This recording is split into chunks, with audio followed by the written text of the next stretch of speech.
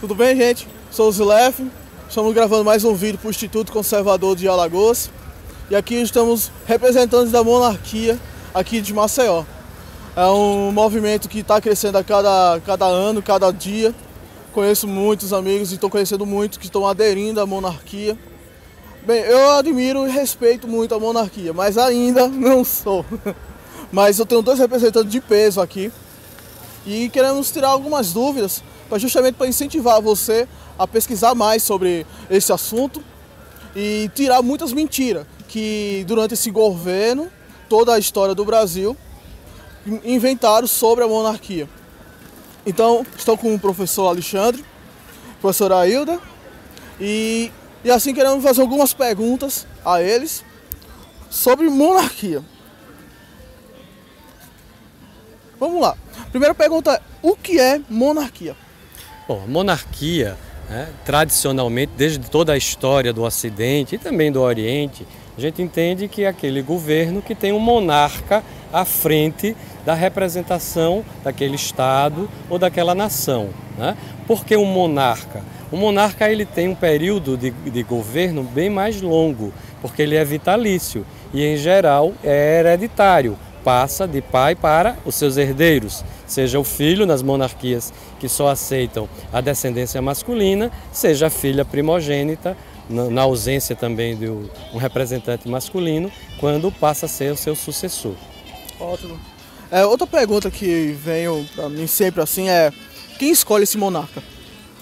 Esse monarca já é de uma linhagem, hereditária, histórica, da história do Brasil, por exemplo. Nós temos sim uma casa imperial, então já tem uma história, já tem uma ligação, com a nação, com o povo brasileiro. Então, na verdade, a casa imperial ela já existe. Então já existe a história, nós temos uma atrelação à história de Portugal inicial, mas depois nós, através dos monarcas, Dom Pedro I, Dom Pedro II, e a própria Princesa Isabel, a gente já construiu aqui o elo de ligação entre a casa imperial brasileira, propriamente dita, com a nação brasileira. Ótimo. Como seria assim, para vocês, esse ato do famoso golpe militares? Além de tirar a monarquia, o que mais tirou do Brasil?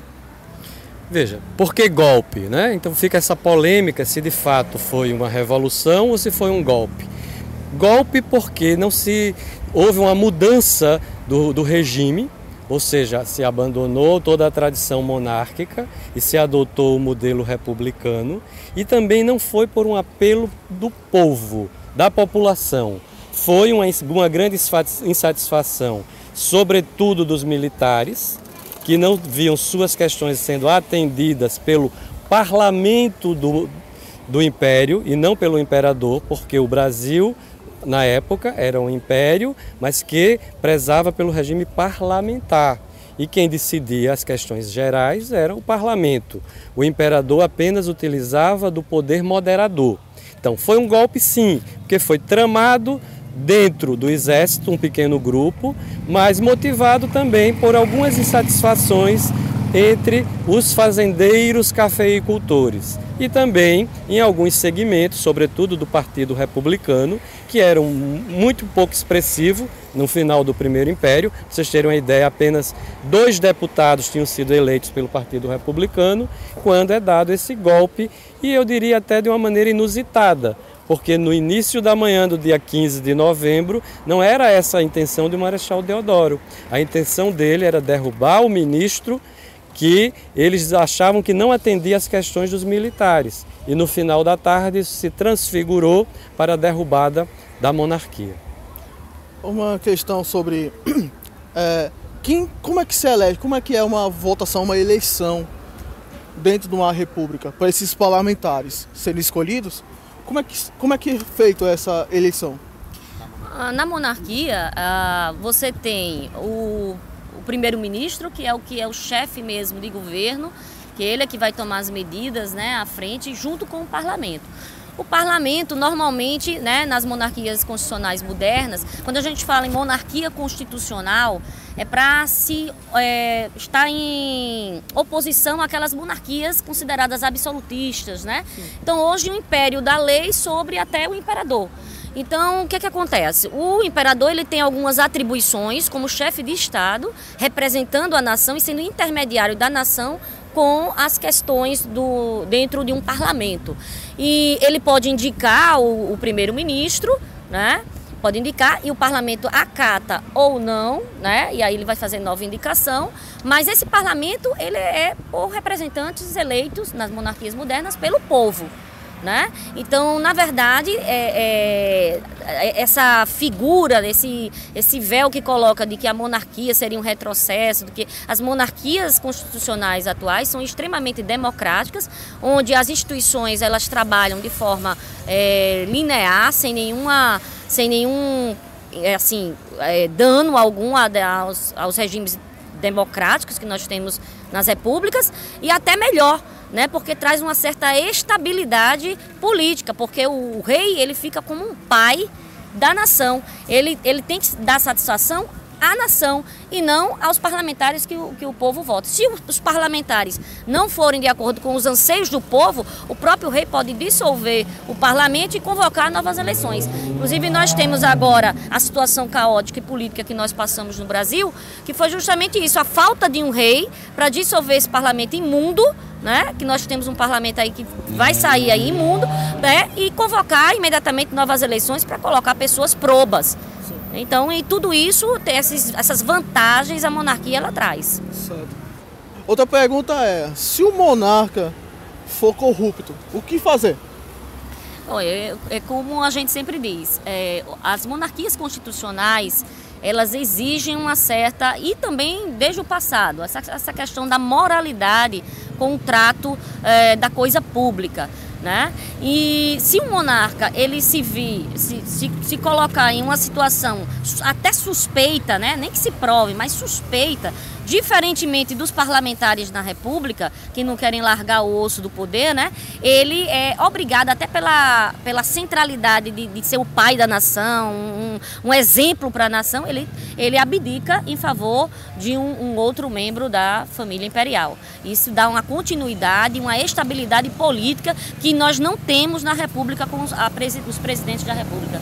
Nós passamos aí quase que 8 meses, 6 meses, 8 lá, num processo de impeachment doloroso, Bolsa de Valores subindo, descendo, o Brasil sofrendo, para colocar uma presidente que, né, notadamente, suspeita, né, com vários indícios, né, de corrupção para fora.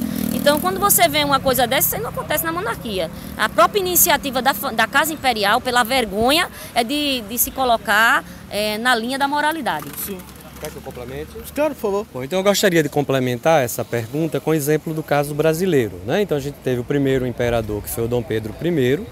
Ele foi muito pouco tempo que ele reinou no Brasil, e um dos motivos da abdicação do trono do Brasil, né, que não foram só, foram vários, mas também era o desgaste político que o Dom Pedro I passou. Então ele não se sentia o imperador legítimo, já que ele não estava conseguindo atender aos anseios dos próprios brasileiros, e contribuiu para isso. Primeiro, o fato dele não se sentir brasileiro por não ter nascido no Brasil, ele ter chegado no Brasil já com 9 anos de idade, nasceu lá em Portugal, né, em Lisboa, no Palácio de Queluz. Esse era um dos fatores. O outro, os desgastes das guerras que aconteceram nesse final do Primeiro Império, sobretudo a Guerra Cisplatina, que desgastou muito o governo dele, e os interesses dos próprios latifundiários da época, que não viam mais as condições de Dom Pedro I ser o grande articulador, que é o papel do monarca, de ouvir o seu povo e criar o melhor governo para o seu povo. Também é bom destacar que, apesar da Constituição, a primeira Constituição do Império do Brasil, que é a de 1824, que foi outorgada por Dom Pedro I, ela era tinha características muito liberais para a época, mas ela ainda não tinha instituído claramente o parlamento. O parlamento ele só vem ser instituído quando Dom Pedro II assume e logo depois do período da regência, que durou 9 anos. Então é aí, com uma emenda constitucional, que de fato o parlamento passa a ser fato. Então, antes ainda existia um hibridismo entre o poder moderador do imperador Dom Pedro I, mas sem um parlamento constituído. Existia uma estrutura de ministérios, mas não propriamente do parlamento, como também existiam os deputados. Só com o Dom Pedro II é que existe a figura do primeiro-ministro. E também ainda falando nesse aspecto, por que caiu Dom Pedro II? Por que veio o fim da monarquia? Não foi por nenhum problema de improbidade, pelo contrário. O imperador Dom Pedro II era um homem muito probo e muito respeitado. Ele era até mais respeitado do que amado pelo seu povo. Ele personificava os valores de probidade, de honestidade, de honra. E são esses valores que são muito genuínos à monarquia, que eles devem ser permanentes. E é isso que justifica o imperador ser vitalício. Agora, num caso de algum impedimento, ou de ordem moral, ou de ordem financeira, o imperador pode cair. O parlamento pode pedir o fim da vigência daquele monarca ou o próprio povo. O povo pode sair na rua e pedir a deposição do monarca. Caberia à Casa Imperial indicar quem seria o sucessor e até exilar aquele que foi deposto. Então há esses mecanismos de flexibilidade nas monarquias contemporâneas constitucionais parlamentares, que é essa que a gente defende, que volte para o Brasil, porque o Brasil conviveu com esse modelo por 49 anos, que foi o período de reinado do imperador Dom Pedro II. E ele não foi deposto por uma questão de improbidade, ele foi deposto por razões muito mais complexas e que articuladas gerou ao golpe do dia 15 de novembro de 1889. Qual seria o ponto principal do fim da monarquia aqui no Brasil? Qual foi o estopim? Assim, Deodoro, estou falando como um leigo. O Deodoro simplesmente chegou lá e vou falar fim da monarquia e começar a república. O professor já citou que ele mal sabia o que estava fazendo e de quem era realmente o interesse do fim da monarquia. Olha, por alto, embora o professor Alexandre ele tenha mais conhecimento de causa sobre isso, por alto, a gente tem a ideia de que houve inicialmente, né, fatos anteriores que já levaram a alguns desgostos com relação à monarquia. Além da fiscalização do imperador, que tinha essa imagem proba que o professor Alexandre citou, né, nós temos aí a Casa Imperial totalmente voltada ao movimento abolicionista. Então eles eram abolicionistas e nós sabemos que naquela época a fonte primordial era a agricultura, né, e com o trabalho dos escravos. Então uma elite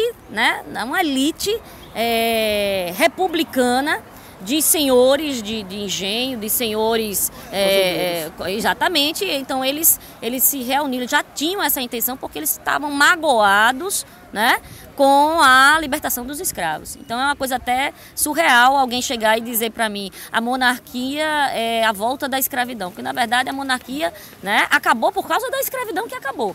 Né? Então tem essa visão aí deturpada, histórica, que afinal de contas a história ela é escrita pelos vencedores e não pelos perdedores. Então é passada essa imagem da monarquia muito deturpada. Então esse foi um dos fatores. Outros foram até fatores, tratam-se até de fatores pessoais de Marechal Deodoro, né? Com relação a uma disputa amorosa, né? Por uma moça, e tem várias teorias sobre essa questão, e de fato ocorreu, né? Juntou o útil ao agradável, e aí você tem um movimento de um lado os republicanos, do lado os agricultores, os grandes senhores, do lado as incertezas e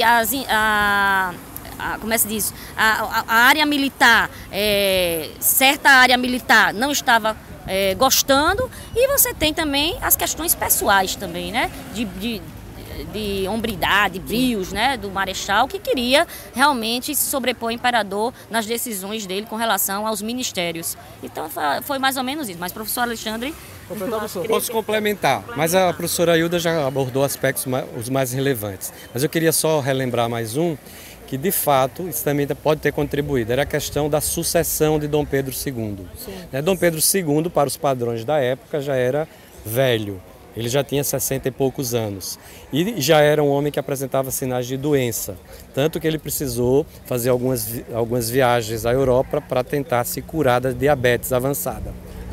E havia uma certa resistência, sobretudo pelos segmentos liberais do Partido Liberal, com a sucessão da princesa Isabel, por razões muito peculiares. Primeiro, alguns acreditavam que ela era muito conservadora, então os liberais não apoiavam essa componente muito religiosa e conservadora da princesa Isabel.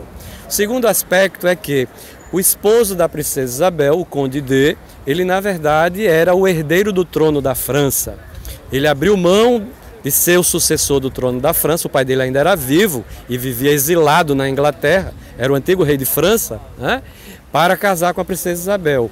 E ele tinha muitos, eu diria, inimigos na corte do Brasil. Porque ele era um empresário, ele precisava ter os negócios dele, porque o governo não dava uma pensão para ele viver. E até na Guerra do Paraguai houve muita resistência do parlamento a aceitar que ele fosse lutar pelo Brasil, porque ele não era brasileiro.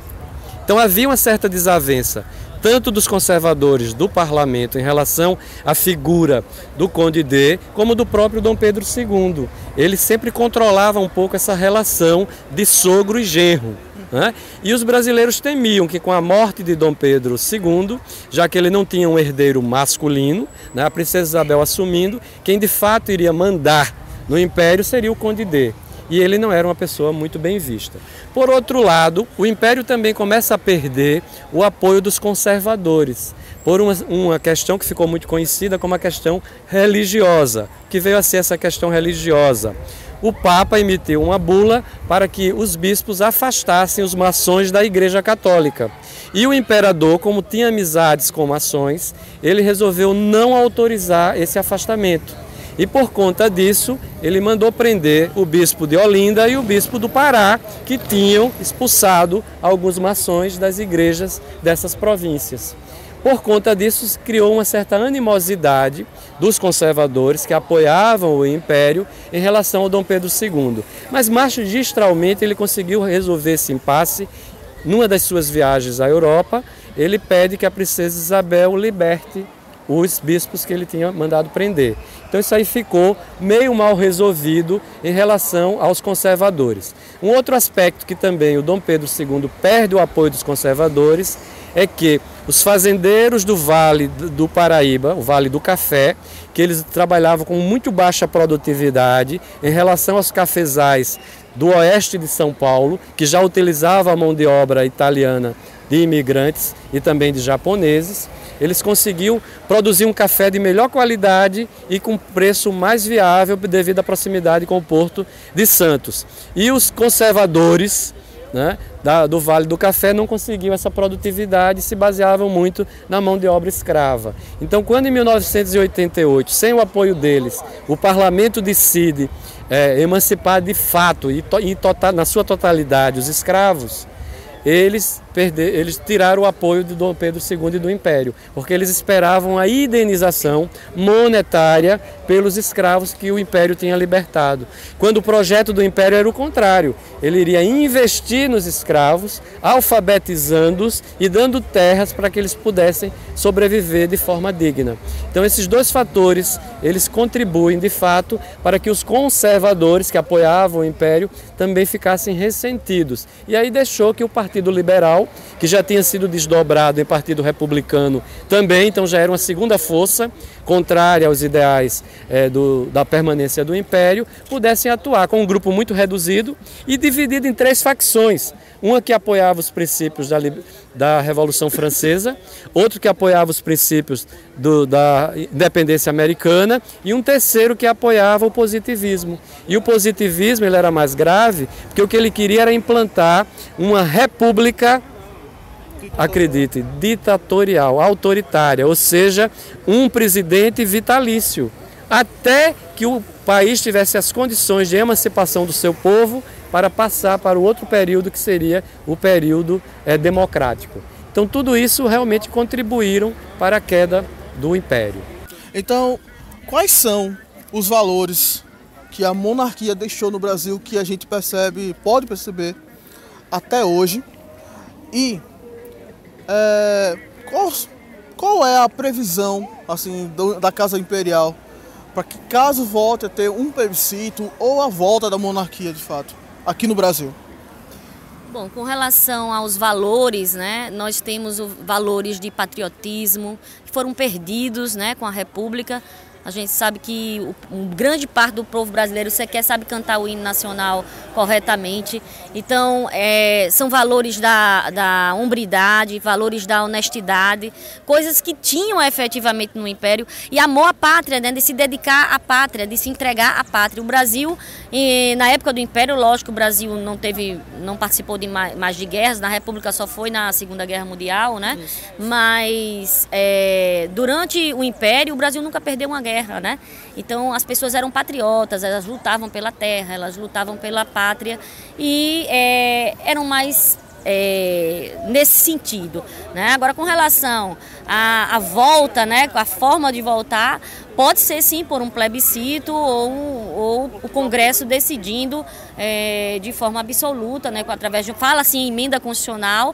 Eu não acredito muito nessa hipótese, mas um plebiscito sim, até porque o plebiscito de 93 foi um plebiscito feito nas carreiras, né? Eles anteciparam esse plebiscito, não permitiram que o tempo de televisão e outras coisas da Casa Imperial fosse maior, né? Então foi uma coisa muito induzida, né? As pessoas não sabiam o que era forma de Estado, forma de governo, como ainda não sabem, né, o povo brasileiro. Então, quanto mais ignorante da sua história, da história da sua pátria, da história dos valores que nós cultivamos no passado, quanto mais ignorante o povo for, mais a República sapateia em cima da situação. É essa a realidade brasileira, né, atual. Acredito que o professor Alexandre tem aí alguns dados históricos.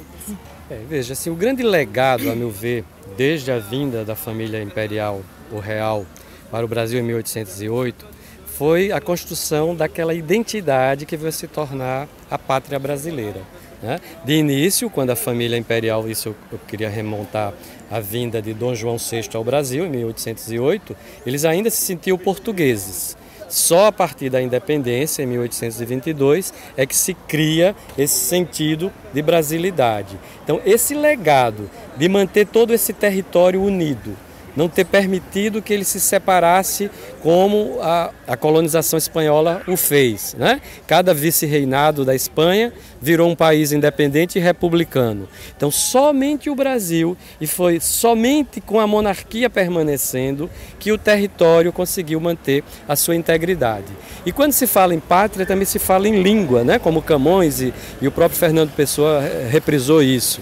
Então, o Brasil também conseguiu manter a sua identidade cultural, mantendo a língua portuguesa sendo falada em todas as províncias, mesmo naquelas que são fronteiras com países de origem espanhola, como o Uruguai, que já foi Brasil, né, na província cisplatina, Argentina, né? Então toda a costa oeste, que já era mais difícil de relações porque havia um grande vazio demográfico, mas pelo litoral e o transporte da época, que era sobretudo de navegação, o Brasil mesmo assim conseguiu manter essa identidade. Então, e é isso que forma um povo, a noção de um território, de valores comuns, de uma cultura ocidental que vem do cristianismo, que foi da Península Ibérica e que se manteve como uma permanência, primeiro com a religião católica, por conta dessa vocação de ter sido uma terra descoberta para ser colonizada com a cruz de Cristo, e com a mesma língua. Então esses valores, eles são muito genuínos e você vê até hoje o Brasil os mantém. Claro que a gente tem outros símbolos, né, como os culturais, como o samba, como o carnaval, como o próprio futebol, que une e também contribui para esse sentido de pátria. Mas esses valores, só a monarquia e com aquela visão maravilhosa dos José Bonifácio, quando decidiu que modelo então a gente implantar no Brasil, uma república federativa como a americana ou manter-se monarquia, né? Foi quando surgiu, não, o Brasil tem que ser um império. E esse império foi muito honrado na época pelo Dom Pedro I, e que era o seu grande ícone, porque era aquele imperador soldado que naquele momento era necessário para a consolidação desse projeto de nação. E vocês vejam que muitas revoluções ele precisou abafar, né? Uma delas foi aqui a Confederação do Equador, que gerou também grande desgaste nele. A outra foi a Cisplatina, que infelizmente o Brasil não venceu, mas houve uma permuta boa com terras ali do oeste do atual Paraná e do Rio Grande do Sul, né? Mas que foi um acordo diplomático que também beneficiou o Brasil. Então, sobretudo, essa integridade do território, a manutenção de uma cultura comum, da língua como a língua pátria, né, que depois ela se diferenciou tanto da língua portuguesa, né? Hoje a gente pode dizer que existe uma nova versão da língua portuguesa, que é o que se fala, a língua portuguesa que é falada no Brasil, né? Então esses valores eles são basilares. Então eu agradeço muito aos nossos convidados e peço que vocês compartilhem esse vídeo, curtam, espalhem essa ideia. E também quero deixar a vocês uma recomendação de livro, que é esse aqui em 1889, e tantos outros livros que é tão importante sobre esse assunto. Então pesquisem, estudem e não seja mais um doutrinado. Então obrigado a vocês que assistiram e valeu!